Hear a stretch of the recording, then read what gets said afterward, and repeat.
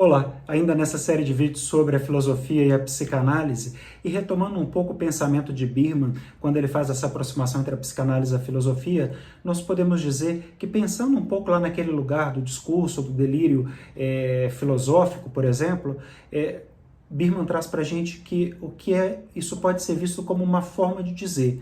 Por exemplo, que esse discurso filosófico não passaria de um delírio, de alguma forma sistematizado, de características paranoides. E não foi isso que Freud falou da filosofia de fato, né? E nem sempre assim, né? Existiriam também outros contextos de sua obra, com efeito, nos quais ele acaba se referindo à filosofia de maneira muito respeitosa e até bem mais próximo daquilo que se fazia em psicanálise, ou seja, mostra também que houve aí algumas revisões e reconsiderações de Freud em relação a esse cuidado, a esse aparente distanciamento.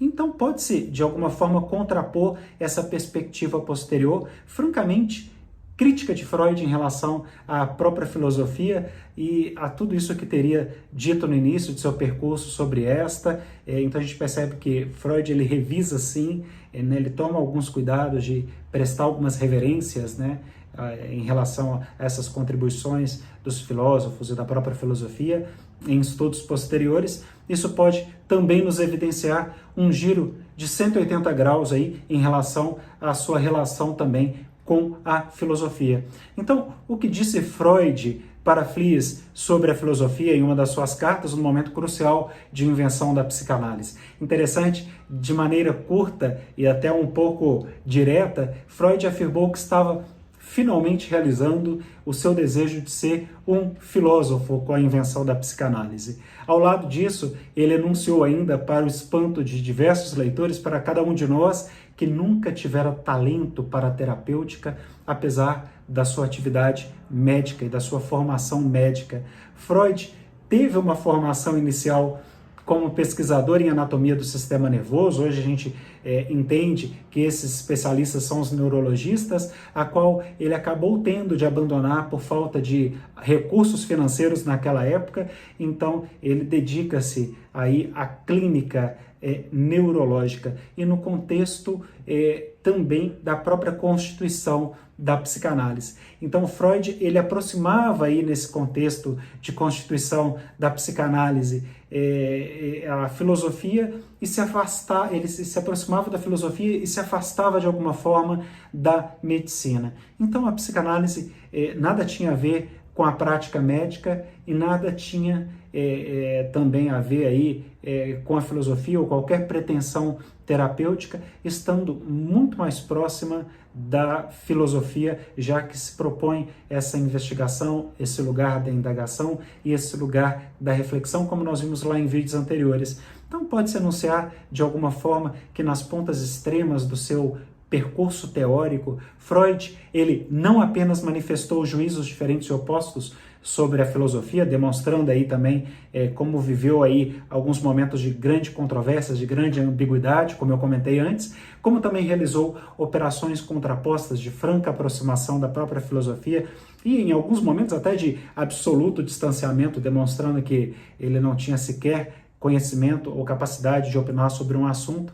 E aí mostra todos esses movimentos de Freud entre a psicanálise e a filosofia. E é preciso, de alguma forma, reconhecer o que estava em questão para Freud nessas diferentes conjunturas e que tudo isso não era certamente a mesma coisa. Deve-se considerar, de alguma forma ainda, que eram as diversas concepções de filosofias enunciadas por Freud nesses diferentes momentos e em diferentes momentos da obra freudiana. Então, dessa maneira, nós podemos até dizer que existe uma interlocução, embora latente, da psicanálise com a filosofia, que perpassa a totalidade do discurso freudiano. Então, essa interlocução, de alguma forma, ela acaba também evidenciando para nós não apenas as diferentes concepções de Freud sobre o que seja efetivamente a filosofia, né, mas também como ele diferenciava a psicanálise da filosofia nos seus diversos momentos teóricos.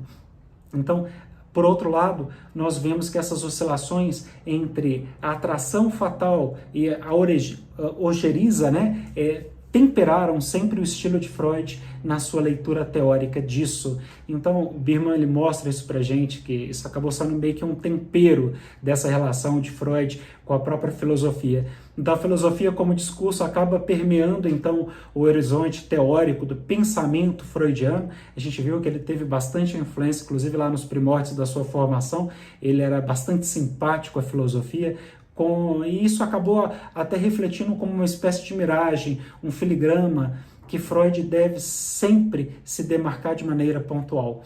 A fundação da psicanálise, então, como saber, é o que estará sempre em pauta no campo tenso dessa interlocução, estando Freud também constantemente impulsionado por razões epistemológicas nas suas diferentes tomadas de posições no que concerne a filosofia. Sempre que ele encontrava essa dificuldade no campo epistemológico, ele realmente optava em manter um certo distanciamento. É isso.